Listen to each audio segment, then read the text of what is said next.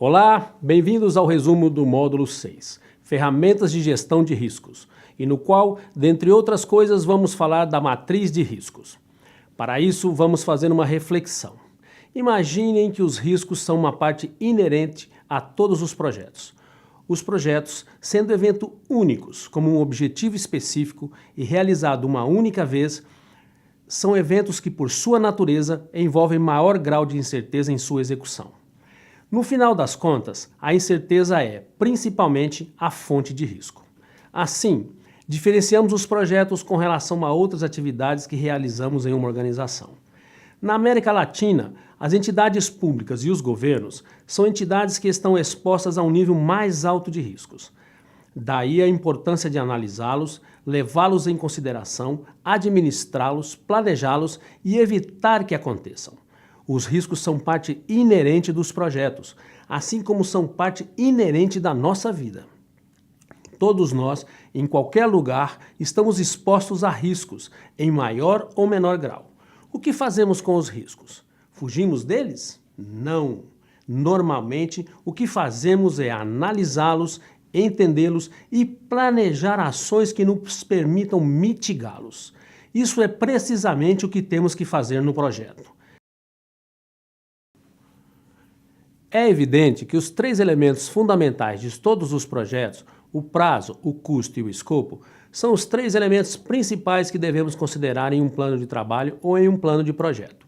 Mas fazer uma análise dos riscos permite-nos validar que as considerações que fizemos para o prazo, custo e escopo são adequadas. Daí a importância de poder realizar um bom processo de gestão, primeiro com planejamento e depois com controle de riscos. Na parte dos riscos, considerem sempre que todo risco está composto de dois elementos. No gráfico que vocês podem ver ao meu lado, poderão identificar que esses dois elementos são a probabilidade e o impacto. A forma na qual nós analisamos e atribuímos prioridade a um risco depende da probabilidade de que ele ocorra e do impacto caso ele ocorra. Quanto maior a probabilidade e maior o impacto, como vocês podem ver no gráfico, maior é a prioridade para esse risco. E mais importante é levá-lo em consideração na hora de fazer um planejamento. Outra reflexão importante do módulo é a seguinte: a maior parte de nós pensa nos riscos como possíveis eventos que podem nos afetar em um projeto. Ou seja, eles têm uma consequência negativa. Por definição, a palavra risco tem uma conotação negativa.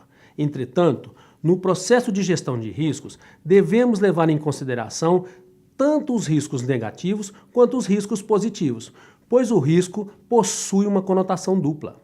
Isso é, o risco pode ser pior ou melhor do que havíamos previsto.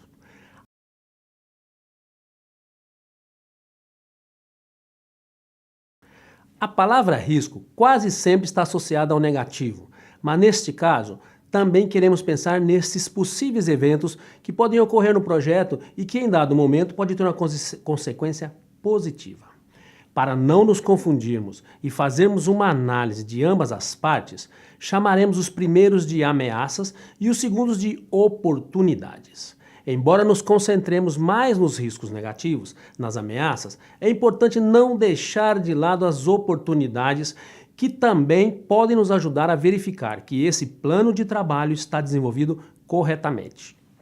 Durante o módulo, entre outras coisas, analisamos um processo de gestão de riscos, que é composto por diversas etapas que normalmente ocorrem na forma de ciclo e que vale a pena relembrar agora.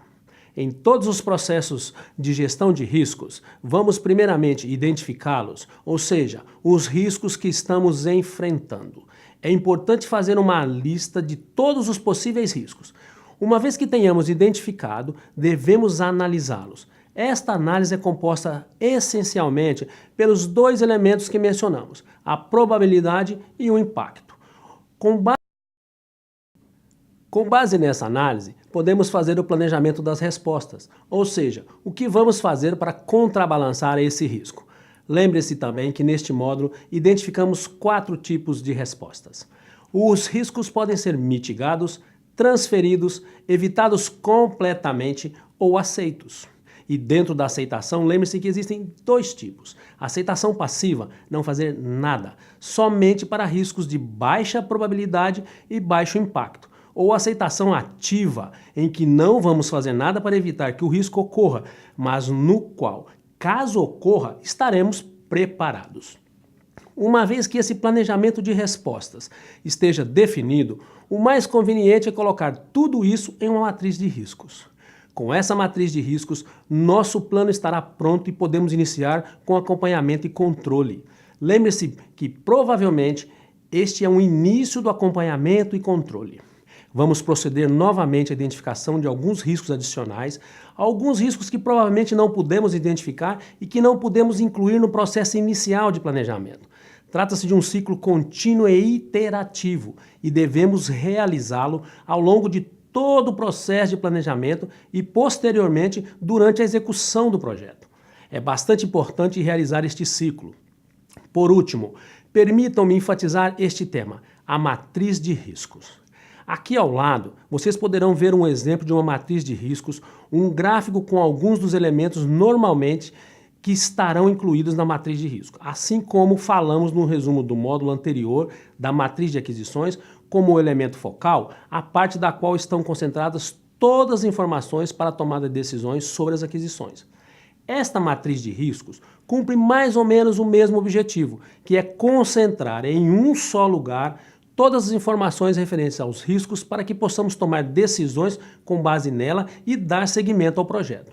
Aproveito este elemento, a matriz de risco, para convidá-los a realizar a administração ou gestão dos riscos em seu projeto. Comecem sempre pela definição de uma matriz de riscos com estes elementos sobre os quais falamos neste momento. Comecem com um projeto simples, como recomendado anteriormente. Não comecem por um projeto extremamente complexo. Comecem praticando com algo que tenham disponível e a partir daí vocês poderão saber melhor como os riscos vão se comportar e prosseguir para projetos mais complexos, à medida que vão aprendendo a desenvolver corretamente a matriz de riscos. Muito obrigado pela sua atenção. Vejo vocês no próximo módulo.